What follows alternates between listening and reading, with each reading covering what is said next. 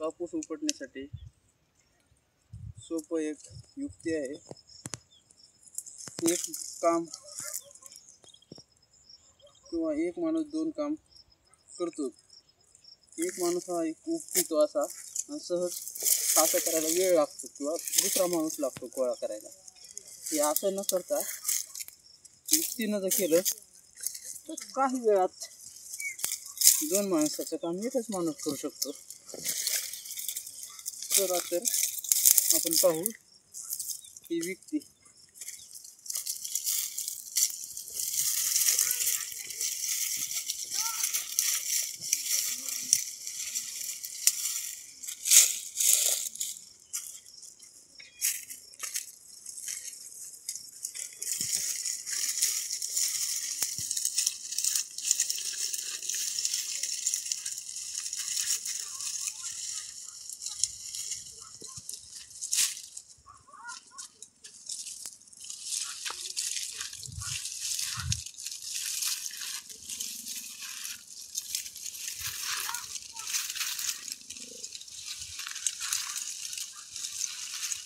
हे पहा किती झालेलं आहे.